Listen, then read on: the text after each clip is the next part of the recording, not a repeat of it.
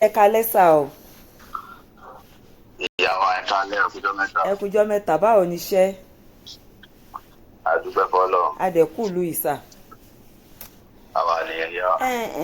Àwọn èèyàn ń wò wá káàkiri àgbáyé fún gbogbo ẹ̀yin olólùfẹ́ orin fújì tí ẹ̀ ń wò wá káàkiri àgbáyé.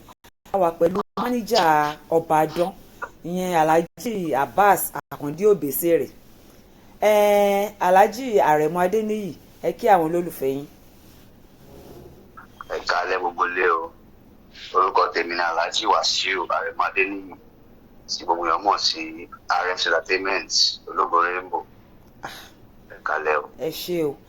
Alhaji, ó ní rúmọ̀ kan táwọn èèyàn ń gbé kiri lẹ́nu bí àná tó ṣáà ń sọ̀rọ̀ pé àǹtí Yínká TNT tó jẹ́ oníròyìn orí ẹ̀rọ ayélujára wọ́n ní wọ́n ń ṣeré kùlùbọ̀ ìdí pẹ̀lú Alhaji Abbas Àkàndí Òbésèré débi pé gbogbo àwọn èèyàn ti ń gbèrò ìyẹn káàkiri. Ẹ jọ̀ọ́ kí lẹ fẹ́ sọ sáàrin yẹn sà? Ṣẹ́ẹ̀rì wà fún náà ni kò sẹ́ẹ̀rì fún náà. Gbogbo nǹkan báyẹn náà ariwo ọjà náà ni.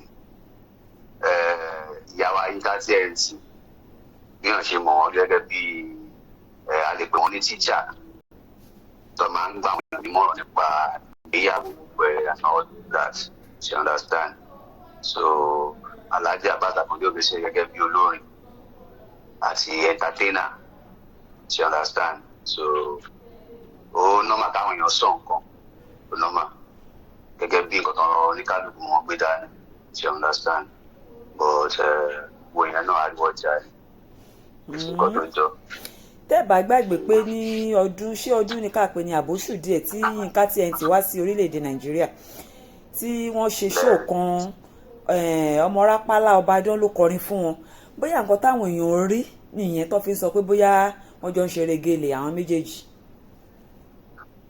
Mi ò gbàgbé nǹkan èmi náà wà ní ìbẹ́ǹsẹ̀ lọ́dọ̀ yìí náà. Bẹ́ẹ̀ ni ẹ mọ̀ pé gẹ́gẹ́ bí èèyàn tó fẹ́ ṣe program òun ló máa mọ olórin tó jẹ́ kó òun gbé wá sí program fẹ́ ṣe. So ó nọ́mà Yínká TNT ní access sí gbogbo olórin ni. So òun ló design nǹkan tó design yẹn. So àwọn náà wò pé èèyàn báyìí báyìí káwọn lò fún iṣẹ́ yẹn. You understand? So gẹ́gẹ́ bí nǹkan tó dẹ̀ tọ́ sínú náà tó nọ́mà náà ni pé kéèyàn péyàn fún nǹkan kó dẹ̀ wá ṣiṣẹ́ tó ń pè fún. Nǹkan tí ò bá wá àwọn aya tó sọ̀rọ̀ pé lágbájá báyìí ló ń pè fún wa o, you understand? So ó lẹ̀ orúkọ rí dẹ̀sán ju wúrà àti fàdákà lọ. Iṣẹ́ ló pa wọ́n pọ̀ ó dẹ̀ máa ṣiṣẹ́ oníkálukú máa ṣiṣẹ́ náà. Ẹ ṣé tẹ́ bá wa tan ìmọ́lẹ̀ sọ̀rọ̀ yìí ṣùgbọ́n Alhaji ẹ má bínú ìbéèrè tí mo fẹ́ béèrè yìí. Ẹnujọ́ mẹ́ta yìí ni a rí pé àárín ẹ̀yin àti Alhaji Saheed Òṣùpá àárín yìí tún ti wá gún régé. In fact tó bá ń kọrin gan wọ́n máa kì í lórí stage wọ́n máa ṣe ó easy kí èèyàn máa manage olórin fújì méjì papọ̀ ni àti pé ṣé kò wọ́n affect kan nu méjèèjì. Àti àdúgbò bọ́lọ̀ náà aláwọ̀kọ́ ni pé Alhaji kì í lọ Saheed Òṣùpá ọba orin akọ̀ọ́lẹ̀ mandator olúfimọ́ wa mátàgbàmọ́lẹ̀ wọn. Wọ́n jẹ́ nǹkan tó yẹ pé aláníyàn dáadáa ni wọ́n sọmọlá kejì. You understand? Gẹ́gẹ́ bẹ́ẹ̀ náà ṣe mọ̀ mi àtọwọ́ mi náà ọmọ ẹgbẹ́ mi ò kì í èmi ò fi gbá kan bọ̀kan nínú bí nǹkan bá ṣe rí lè máa ṣe sọ. You understand?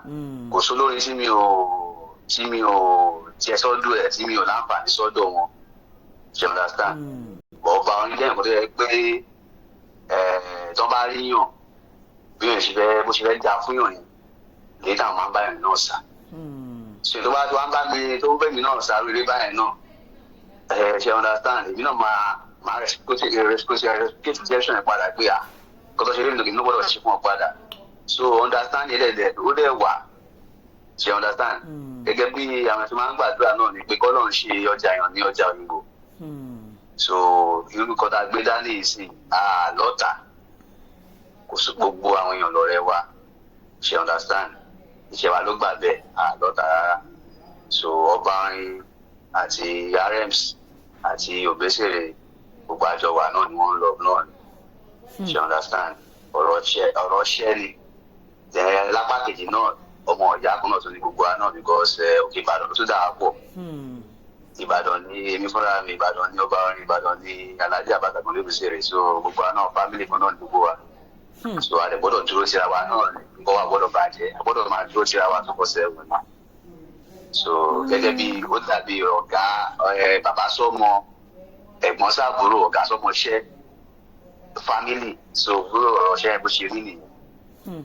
Bó ṣe rí nìyẹn bó àjọ wa náà ń lọ. ṣùgbọ́n ọ̀pọ̀ ìgbà ló ṣe jẹ́ pé àwọn olórin yẹn máa ń jowó ara wọn.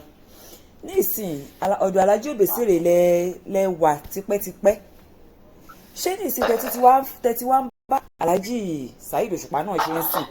Ṣé èyí dẹ̀rọ pé àwọn kan lè tún máa sọ̀rọ̀ ẹ̀yìn kó máa kùn sínú pé kinní kan? Ṣé èyí rò pé nǹkan yìí ó lè fa ọ̀tá láàrin àwọn olórin méjèèjì? Aláìdálẹ̀ àti sọ́tà ń bẹ, kò sí ọ̀tá kankan ń bẹ. Ó dẹ̀ nọ́mà káwọn èèyàn máa sọ nǹkan tí ojú wọn tó. Ara gbígbàdúrà náà ni. So àwọn náà máa ń gbàdúrà pé àyè rọrọ̀ wá sọmọ kọ́ ló máa yẹ káàrí. Ṣé understand? Àwọn tó jẹ́ bí ọ̀gá méjèèjì, Alhaji Abass Akande Obesere àti Alhaji Saheed Òṣùpá, understanding wọn fún náà gan. Wọ́n dẹ̀ mọ̀ nǹkan tó jẹ́ irọ́, wọ́n dẹ̀ mọ̀ nǹkan tó jẹ́ òótọ́. So ìwọ kan tó bá wọlé lọ máa parọ́ fún wọn sí wọn kó tó gbé lọ́dọ̀ wọn gbọ́dọ̀ tó wọ irọ́ ló ń pa. Ṣé understand? So bó ṣe rí nìyẹn. Làwọn Ọlọ́run fún wọn ní làákàyè tó pọ̀ gan. Ọlọ́dẹ tó fún wọn ní ọgbọ́n, fún wọn ní òye. So gbogbo kò sí àgàbàǹgebè kan àbí ọ̀pọ̀ tó fẹ́ lọ pa kan tó fẹ́ jẹ́ tuntun tán mọ̀.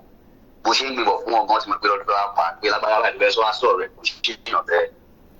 Ṣé understand? O lè pe àfikún olóyìnbó. Wọ́n dá lọ́mọ, wọ́n dòótọ́ mọ̀. Because iṣẹ́ tó fi ń ṣe for several years.